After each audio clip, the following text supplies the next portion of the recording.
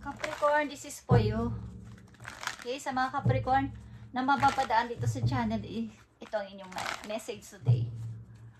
Ngayon guys ay August 5 at ito ang inyong message, Capricorn. Tingnan natin ang dalawang mahalagang message po yun. Ngayong August 5, 2025. August 5, 2025 sa mga Capricorn. Tingnan natin ang mahalagang message po yun. Ayan, ang inyong mga message guys na mahalaga ngayong August 5 sa mga mapapadaan na Capricorn dito is ito na ang inyong message. Ibigay mo ang tamang message sa mga Capricorn ngayong August 5, 2025. Ano ba ang gusto mo bang sabihin sa kanila at para mayroon silang idea sa kanilang routine, araw-araw na routine. Hey guys. Meron kayong mga konti o minor na usapin sa family, guys. Harapan is here. Usapin pamilya. Ito, okay, tingnan natin ang unang message po yung Capricorn. Nandito ang joy and delight, Capricorn. Open your heart to joy. Okay, magsaya ka, Capricorn. Open mo yung iyong heart sa, kumbaga, malaman mo na masaya. Masaya ang paligid, masaya ang mundo, masaya ang mga nakikita mo. Okay. Mag-enjoy ka sa buhay, mag-enjoy ka sa iyong ginagawa everyday. The Emperor is here. Maaaring dapat kang mag-build ulit ng sarili mong empire katulad ng Emperor. Yung sa sarili mong desisyon talaga. At walang ibang magkokontrol sa'yo. Walang ibang makakahalo na mga gagawin mo sa buhay. Kundi ikaw mismo sa sarili mo ang magdedesisyon o magsasalita para ikaw ay makadama ng kaligayahan talaga because ito ay iyong pinagdesisyonan nang walang halo ng approval ng ibang tao. Okay? Build your own empire. At maaari din ilan sa inyo ay may isang taong nai-involve na saka energy ng Aries. At ito yung tao na maaaring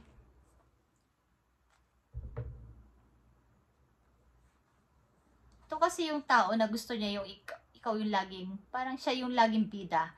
Okay? Laging para siyang yung superhero sa paningin mo. Parang bago ka humingi ng tulong sa ibang tao, siya muna ang una mong hihinga ng advice o ng help. Gusto niya yun, gusto niya yun. Gusto ng tao na ito na depend ka sa kanya. At nandito din yung sa ibang side niya, yung bad side niya na siya ay may control issue din, may kontrolado niya yung mga gagawin mo.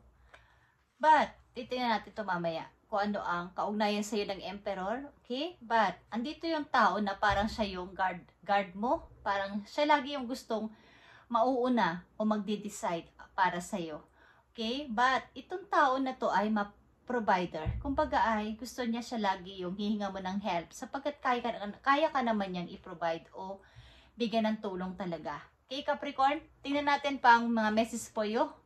Andito ang miracles. Expect the wonders to emerge. Parang nanghihingi ka ng himala. Okay? So, expect mo na yung mangyayaring kakaiba sa buhay mo, Capricorn, sa mga darating na araw o buwan. Okay? Meron kang hinihinging himala kay God, something may wish ka. Okay. Yeah. Expect mo na yung paparating na to na parang pagbabago sa'yo sapagkat may mga good news na paparating sa'yo. Anytime. May mga good news na paparating sa mga Capricorn. Kaya ito ay iyong i-expect na o mag-expect ka na.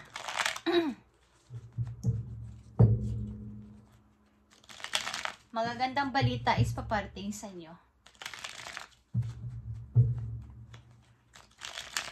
May tao siguro dito na kayang-kaya kang ipagtanggol kahit kanino at kahit na ano man ang sitwasyon mo is kaya kanyang ipagtanggol para siyang guard. Okay. Nakabantay sa'yo kung ano mga gagawin mo o kung hihingi ka ng tulong, lagi siyang nandyan, nakasupport. Okay, Capricorn? tingnan natin to. Ang Emperor at Three of Cups dito. Sa inyong buhay, okay, Capricorn, the Emperor and the Three of Cups is here. Tingnan natin to. Maybe kasama mo ang mga anak mo guys, pero wala ka naman sigurong asawa. Okay, kasama mo ang maybe nanay mo to, or tiyahin mo, or mas matanda sa iyong kapatid to support para ma-provide yung pag-aalaga mo o papalaki mo sa mga anak mo. May nag-aalaga sa kanila, may tumitingin sa kanila, o may tumutulong sa iyo to provide sila. Okay, the Emperor is here. Andito ang Justice, guys.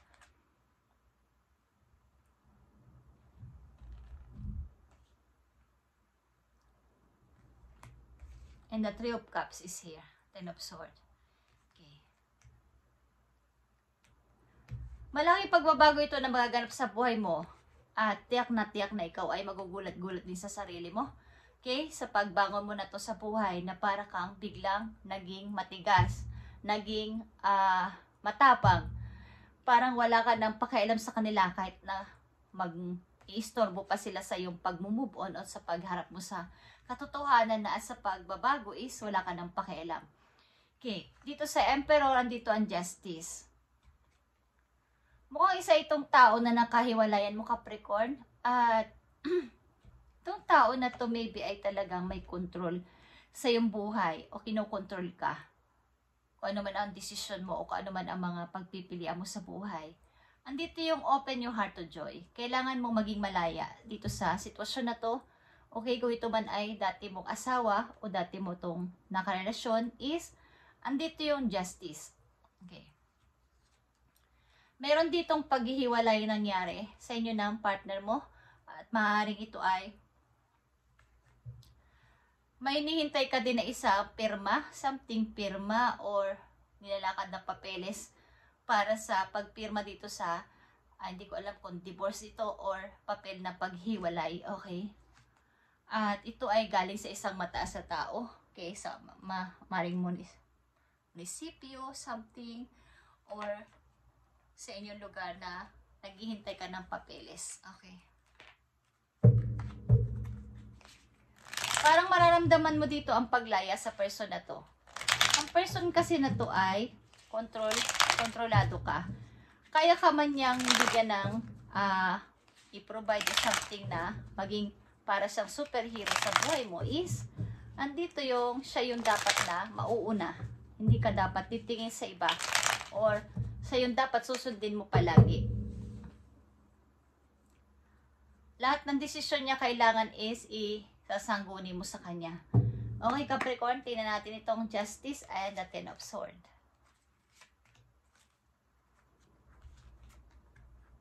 Ace of Cups, guys. Okay. Mag-i-start ka dito ng bagong pasimula sa buhay mo at maaaring ito talaga ay pagbabago, pag-i-start ng bago. At kailangan mo tong putulin na.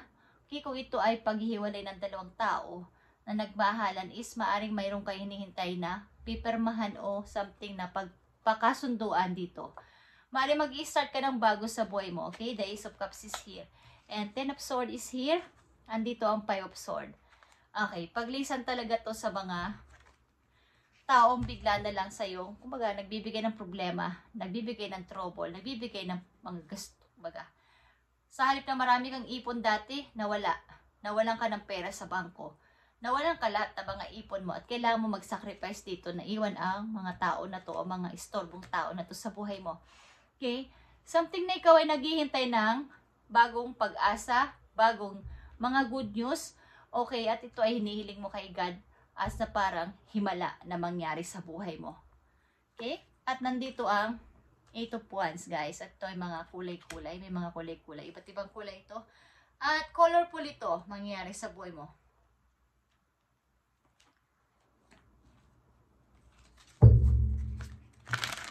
Maring may pipirmahan kayo, may pirmahan kayo sa inyong lugar. May katulad na una yung message, the Hierophant, may minor kayong problema sa family. At may kinalaman dito ang ama na yung mga anak or mismo anak relasyon mo. Okay? May hinintay kayong pirmahan o parang kasunduan. At kailangan mo dito na maging malaya na at i-open ang heart mo sa pagsasaya. Tingnan natin ito guys, ang message pa for you Capricorn. Go for it Capricorn, okay? At ito ay Aries energy ito, new moon in Aries. Okay. Go for it dito sa iyong papasimulan na to kung ano man to Capricorn, huwag ka na magpapigil. At kapag natanggap mo na itong mga hinihintay mo na to na pipirmahan o something na approval na kung kanino galing is maging malaya ka at magsaya. Okay? Tingnan natin ang message pa po yung Capricorn. Andito ang know you are loved. Okay. Know you are loved. Ibig sabihin nito, dapat mong malaman sa sarili mo na ikaw ay kaibig-ibig na tao. Kaibig-ibig na person na dapat ay mahalin at pahalagahan ng kung sino man at huwag ginaganito-ganito lang. Okay. Huwag mong pabayaan na ikaw ay kontrolin ng isang pag-ibig na to na wala namang kahihilap na. Okay? Go for it, Capricorn. Mari may hinihintay ka lang na approval at kailangan mo na tong, hindi ko alam kung lalakad nyo to sa judge o something na talagang ma-release na o matanggal na inyong visa, inyong kasal. Okay. At dito ka lang makakaramdam ng kaligayahan at kalayaan kapag nangyari to. Mabagal man ang usad, siguro ito ay inyong nilalakad-lakad na para matapos-tapos na. Okay, Capricorn, message pa po you. August 5, 2025. Nandito ang hummingbird at ito ay lightness. Okay? Hummingbird ito, lightness para sa'yo.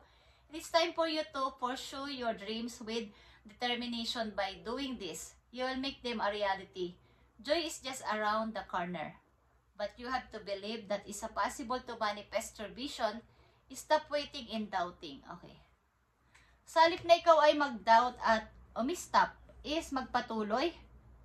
Sapagkat maniwala ka na may pag-asa pa at ikaw ay magiging masaya pa in the near future. Okay, ito ay lightness, hummingbird. Ito yung time to pursue your dreams. Kung ikaw ay kung determinado kang gawin ito, is magiging reality itong iyong pinapangarap na to, Capricorn.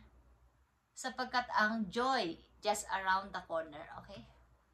Ito yung unang message sa inyo, joy and delight. Open your heart to joy. Okay, guys? Believe that, but you have believed that it's possible to manifest your vision. Kailangan mong maniwala na ang iyong mga pangarap o yung inyong gusto talaga mangyari ay magkakatotoo. At hindi lang basta yung ganito gusto ko Lord, ganito ang gusto ko mangyari Lord, pero walang pagkilos is hindi mangyayari ito, Capricorn. Kailangan kung ikaw ay magdidesisyon na dito ay sabayan mo ng aksyon at magiging reality ito. Go for it is nandito din ang message for you. Maaring mabagal ang usad ng hinihintay mong approval o something na mga papeles ay gawin mo na ang nararapat habang hinihintay mo to. Open your heart to joy. Kailangan mo magpatuloy sa buhay habang may hinihintay kang resulta dito. Manifest your vision. Stop waiting and doubting. Yung maghintay lang at saka pagdududa everyday is stop mo to, Capricorn, okay? At message pa po yung number 41 is here. Ilan sa inyo 41 years old? Ito ay 9 of Swords. Roses indicates beauty and rugged health. Okay. Nag-i-indicates ito ng kagandahan. Okay? Sa physical na kaanyuan ng ilang mga Capricorn dito kung babae kayo. But ito din ay nag-i-indicates ng kung kayo ay hindi na pagkakatulog is maaring apekto sa inyong kalusugan. Kung isip kayo ng isip dito, ang kailangan nyo dito ay gumawa na ng hakbang at ipagpatuloy ito habang may hinihintay kayong resulta, kung ano man tong resulta na inyong hinihintay, at approval. Something is, gumawa kayo ng hakbang para matupad ang inyong pangarap. Hindi pa uli ang lahat. Okay? At last message po yung Capricorn ngayong August 5, 2025. Ito yung time to pursue your dreams. Kung ikaw ay na may kailangan may kasamang determinasyon.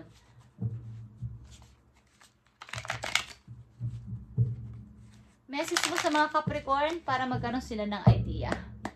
Thank you, Spirit. Okay. Four of action is four of wands. Your hard work and sincere effort lead you a sense of safety, Capricorn, contentment, and financial security. You deserve to take a break and enjoy the magnificent life you've created. It may be time to celebrate a wonderful event. Maaaring ilan sa inyo dito ay kailangan mo ng mag-break sa sarili. Kung kayo ay trabaho ng napakahabang panahon, mahabang taon, at wala naman kayong kapahipahinga, walang holiday, wala man lang pagbabakasyon, is this time, kung kayo ay may kukuha kayo ng holiday this month o sa mga susunod na buwan, ay lubos-lubosin nyo na yung pag-i-enjoy talaga at para kayong magbalik sa pagiging bata. Sometimes. Okay na? Pag-celebrate man lang. Maaaring ilan din sa inyo ay dadalo sa wedding, something. At ang ilan sa inyo na Capricorn dito ay maaaring nakatagdang ikasal. Okay? Maaaring ilan din sa inyo bibili ng bagong bahay. Nag-iisip bumili ng bagong bahay ang mga Capricorn. Ilan sa inyo dito? At maraming mga tumutulong sa inyo dito, tutulong na tao sa paligid. At kung kayo ay may mga plano, ito ay inyong parang ihingi ng advice sa mga medyo matatalino sa pag-iisip about sa pagmamanage sa money. Huwag nyo agad-agad itong, kung kayo may malaking ipon, Capricorn, is kailangan yung matalinong pagmamanage dito. Okay? Yung humingi kayo ng advice sa mga taong may kinalaman o may alam about sa pag-handle ng pagmamanage ng pera na sa matalinong paraan. Okay. At ang ilan sa inyo dito maybe ay may hinihintay na desisyon galing sa isang gobyerno o sa isang judge. At habang hinihintay nyo to ay gawin nyo ang lahat na kayo ay makapag-umpisa na agad-agad. Okay, Capricorn. This is your reading today, August 5, 2025, at update natin ito sa masusunod na araw for you. Capricorn, kayo ay magiging totoo lang itong inyong dream na to na pinapangarap kung ito ay inyong gagawin at may determinado kayo syempre na gawin ito sapagkat ito ay magiging reality pagdating ng araw. I-manifest mo to, manifest your vision. Stop waiting and doubting. Tama na yung pagbukas na lang sa isang linggo na lang or pagdududa sa inyong mga gagawin nito. Okay. Sa pag-wish nyo na to ay maaaring mga good news is paparating sa inyo at hindi kayo magdadalawang isip na itry ito. At maaaring nagkukulang na rin ang laman ng inyong wala nang masyadong ipon sa bangko. Nagkukulang na kailangan kong maglista-lista para matipid ko yung budget ko. Everyday, ano kaya ang dapat kong unahin na bilhin or hindi na dapat bilhin. Okay? Capricorn, this is your reading today at God bless sa inyong lahat, guys. At pagpalain kayo ni God sa araw-araw yung ginagawa at pagpaplano nyo sa buhay. Okay? Thank you and God bless, Capricorn.